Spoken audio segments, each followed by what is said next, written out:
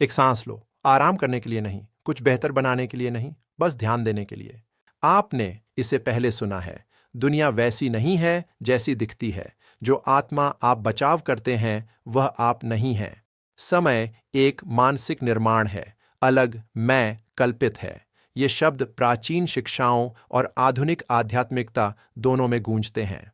और फिर भी ईमेल आता है जो भुगतान की मांग करता है। डॉक्टर गंभीर स्वर में बोलते हैं, हानि की एक याद आपके सीने को कस देती है। आपकी पीठ में दर्द दार्शनिक होने से इनकार करता है और कुछ ईमानदारी आपके अंदर उठती है। अगर यह सब एक भ्रम है तो दर्द क्यों होता है? यह अविश्वास नहीं है, यह ईमानदारी है। यह आध्यात्मिक अंतर्दृष्टि और जीवित अनुभव के बीच टक्कर है। आज रात हम उस टक्कर से बचने नहीं जा रहे हैं, हम सीधे उसे देखने जा रहे हैं। पहली गलती, जब आप सुनते हैं दुनिया एक सपना है तो मन इसे गलत तरीके से अनुवादित करता है। ये मान लेता है अगर यह एक सपना है तो कुछ भी मायने नहीं रखना चाहिए। लेकिन सावधानी से सोचो, एक रात के सपने में अगर आप गिरते हैं तो आपको डर महसूस होता है। अगर आपका पीछा किया जा रहा है तो आपका दिल तेजी से धड़कता है। अगर आप किसी को खो देते हैं तो दुख प्रकट होता है। सपना कम तीव्र नहीं होता क्योंकि यह एक सपना है, यह तीव्र होता है क्योंकि आप मानते हैं कि आप इसके अंदर हैं। समस्या अनुभव नहीं है, समस्या पहचान है। शरीर में दर्द मुद्दा नहीं है, भावनात्मक लहरें मुद्दा नहीं हैं। बिल, बीमारी, बुढ़ापा, इनमें से कोई भी मुद्दा नहीं है। मुद्दा यह बिना सोचे समझे मान्यता है, यह मेरे साथ हो रहा है। तो असली जांच यहां शुरू होती है। यह मैं कौन है? पात्र कल्पना करें कि आपका जीवन एक फिल्म है, एक जटिल कहानी, रिश्ते, संघर्ष, उपलब्धि, हानि। एक शुरुआत जिसे आप याद नहीं करते, एक अंत जिससे आप डरते हैं। इस कहानी में एक केंद्रीय पात्र है। उस पात्र का एक नाम है, एक व्यक्तित्व, पसंद, इतिहास, अफसोस, आशाएं। वह पात्र बहुत व्यक्तिगत महसूस करता है। वह पात्र आप जैसा महसूस करता है। लेकिन एक पल रुको, आप उस पात्र को देख सकते हैं, आप उसके विचारों को देख सकते हैं, उसके डर, उसकी प्रतिक्रियाएं। जो कुछ भी आप देख सकते हैं वह दर्शक नहीं हो सकता। यह दर्शन नहीं है, यह सीधा तर्क है। विचार देखे जाते हैं, संवेदनाएं महसूस की जाती हैं, भावनाएं नोटिस की जाती हैं।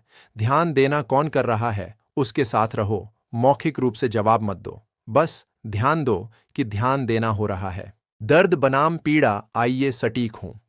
अगर शरीर आग को छूता है तो एक संवेदना है, यह स्वाभाविक है।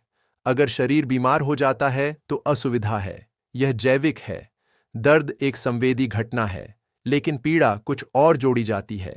पीड़ा कहानी है, मुझे ही क्यों, यह नहीं होना चाहिए था, आगे क्या होगा, इसका मतलब है कि मेरा जीवन बर्बाद हो गया है। दर्द शरीर में होता है, पीड़ा पहचान में होती है। शरीर दर्द का अनुभव कर सकता है, लेकिन केवल कल्पित मनोवैज्ञानिक आत्मा ही पीड़ित होती है। अंतर देखें, एक तत्काल और सरल है, दूसरा समय में परतदार है, अतीत और भविष्य। जब आप मानते हैं कि आप कहानी में पात्र हैं तो पीड़ा अपरिहार्य महसूस होती है। जब आप देखना शुरू करते हैं कि पात्र को देखा जाता है तो कुछ बदलता है। दर्द अभी भी उठ सकता है, लेकिन जो फंसा हुआ है दर्द में वह घुलना शुरू हो जाता है। आप पात्र नहीं हैं अभी, विचार प्रकट हो रहे हैं, शायद सहमति, शायद प्रतिरोध, शायद भ्रम। वे स्वतः उठते हैं।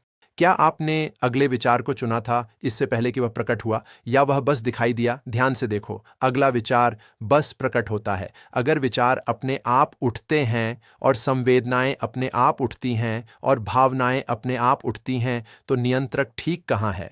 सावधानी से देखो, संकल्पना के रूप में नहीं, अनुभवजन्य रूप से। क्या आपके अंदर एक ठोस इकाई है जो यह सब प्रबंधित कर रही है, या सिर्फ घटनाओं के होने का बोध है? यह बोध स्थिर है, विचार बदलते हैं, भावनाएं बदलती हैं, शरीर की संवेदनाएं बदलती हैं, परिस्थितियां बदलती हैं, लेकिन यह तथ्य कि आप जागरूक हैं वह नहीं बदलता। एक बच्चे के रूप में आप जागरूक थे, एक किशोर के रूप में जागरूक, अब जागरूक। सामग्री पूरी तरह बदल गई, लेकिन जागरूकता बनी रही। आप बदलती सामग्री नहीं हैं, आप वह हैं जिसमें परिवर्तन देखा जाता है। स्क्रीन और तूफान, आकाश की कल्पना करो। तूफान इसमें से गुजरते हैं, बिजली चमकती है, गड़गड़ाहट कांपती है, बादल इकट्ठा होते हैं और बिखर जाते हैं। क्या आकाश तूफान का विरोध करता है? क्या यह गड़गड़ाहट से क्षतिग्रस्त हो जाता है या यह बिना क्षतिग्रस्त हुए सब कुछ अनुमति देता है? आपका सच्चा स्वभाव उस आकाश जैसा है। अनुभव मौसम के पैटर्न हैं, कुछ कोमल, कुछ हिंसक, लेकिन जागरूकता स्वयं अछूती है। भ्रम इसलिए आता है क्योंकि जागरूकता अदृश्य है। आप इसे एक वस्तु के रूप में नहीं देख सकते। आप इसे केवल जानने के तथ्य के रूप में जानते हैं। और क्योंकि आप इसे नहीं देख सकते, मन इसे नजरअंदाज कर देता है। यह तूफान पर केंद्रित हो जाता है, लेकिन आप तूफान नहीं हैं। आप तूफान से लड़ने वाले भी नहीं हैं। आप वह खुली जगह हैं जिसमें यह प्रकट होता है। जिम्मेदारी का क्या? अब एक महत्वपूर्ण सवाल उठता है। अगर मैं पात्र नहीं हूं, तो क्या इसका मतलब है कि मैं कुछ नहीं करता? नहीं, शरीर कार्य करना जारी रखता है। बिल भरे जाते हैं, नियत तिथियां रखी जाती हैं, बातचीत होती है, लेकिन कुछ सूक्ष्म बदलता है। कार्य जारी रहता है, पहचान नरम होती है, जीवन बहता है, लेकिन एक अलग नियंत्रक होने का भाव ढीला होने लगता है। करना है, लेकिन कोई भारी करता नहीं। यह निष्क्रियता नहीं पैदा करता, यह स्पष्टता पैदा करता है। जब डर व्यक्तिगत नहीं होता, तो निर्णय स्वच्छ होते हैं। जब चिंता स्वामित्व में नहीं होती, तो यह तेजी से गुजरती है। जब गुस्सा बचाव नहीं किया जाता, तो यह आसानी से घुल जाता है। जीवन सरल हो जाता है। समय की जेल आपने पूछा, अगर समय अवास्तविक है तो परिणाम क्यों मौजूद हैं? कुछ नोटिस करो। अतीत केवल स्मृति के रूप में मौजूद है। भविष्य केवल कल्पना के रूप में मौजूद है। दोनों अब प्रकट होते हैं।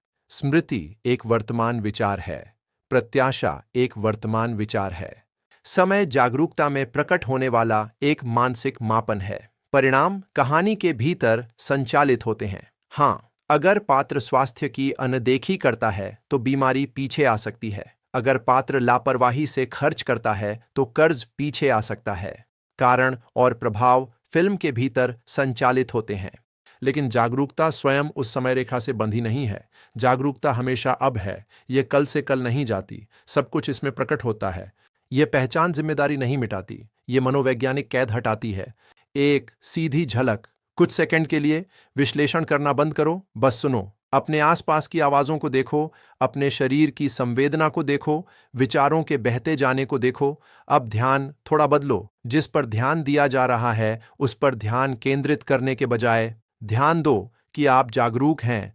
वहां आराम करो, एक छवि में नहीं, एक अवधारणा में नहीं, बस जागरूक होने के सरल तथ्य में। वह उपस्थिति विचार से पहले यहां है, विचार के दौरान, विचार के बाद। वह उपस्थिति चिंतित नहीं है, यह भविष्य से नहीं डरती, यह अतीत का पछतावा नहीं करती, यह बस है। यह कुछ ऐसा नहीं है जो आप हासिल करते हैं, यह वह है जो बचता है जब आप अनुभव का पीछा करना बंद कर देते हैं। यह अभी भी दर्द क्यों होता है? तो यह दर्द क्यों होता है? क्योंकि शरीर जीवित है, क्योंकि तंत्रिका तंत्र काम करता है, क्योंकि पात्र कहानी के भीतर जारी रहता है। अद्वैत जीवन को बेहोश नहीं करता, यह पहचान स्पष्ट करता है। दर्द उठ सकता है, लेकिन यह मुझे परिभाषित करता है कि अतिरिक्त परत के बिना पीड़ा नरम हो जाती है। शोक बह सकता है, लेकिन मैं टूट गया हूं के बिना यह अधिक स्वच्छ रूप से बहता है। डर प्रकट हो सकता है, लेकिन मैं एक अलग आत्मा के रूप में खतरे में हूं के बिना यह तीव्रता खो देता है। कुछ भी इनकार करने की जरूरत नहीं है, सब कुछ अनुमति दी जाती है, लेकिन कुछ भी चिपका नहीं जाता। अभ्यास केवल एक कोमल अभ्यास है। अपने दिन भर चुपचाप पूछो, इसे क्या जागरूक है? जब ताव प्रकट होता है, क्या जागरूक है? जब आनंद प्रकट होता है, क्या जागरूक है? जब चिढ़ प्रकट होती है, क्या जागरूक है? बौद्धिक रूप से जवाब मत दो, बस उस शांत उपस्थिति को देखो जो अनुभव को जानती है। आप भूल जाएंगे, बार बार। यह स्वाभाविक है। हर बार जब आप याद करते हैं, आप घर वापस आते हैं, एक जगह पर नहीं, बल्कि जागरूकता के रूप में स्वयं के पास। अंतिम परिवर्तन आप सपने के अंदर नहीं हैं जो जागने की कोशिश कर रहे हैं। आप वह जागरूकता हैं जिसमें सपना प्रकट होता है। पात्र जारी रहता है, कहानी जारी रहती है, लेकिन गुरुत्वाकर्षण का केंद्र बदल जाता है। संकुचन से खुलेपन की ओर, पहचान से साक्षी बनने की ओर, डर से शांत उपस्थिति की ओर। और धीरे धीरे कुछ सुंदर होता है। वह दुनिया जो एक बार धमकी भरी लगती थी, हल्की हो जाती है। इसलिए नहीं कि यह बदलती है, बल्कि इसलिए कि आप उस भूमिका तक सीमित नहीं हैं जो आप निभा रहे थे। जीवन जारी रहता है, लेकिन आप इसमें स्वतंत्र हैं। एक और सांस लो। ध्यान दो कि आप यहाँ हैं, जागरूक, उपस्थित, पिछले 15 मिनटों से अपरिवर्तित, वही आप हैं, हमेशा। अगर इसने स्पष्टता लाई तो इसके साथ बैठो, इसे स्वाभाविक रूप से गहरा होने दो और अपने दिन भर इस ध्यान को वापस लौटो। जीवन से बचने के लिए नहीं, बल्कि इसे खोए बिना जीने के लिए, चुपचाप, पूरी तरह से, खुले तौर पर।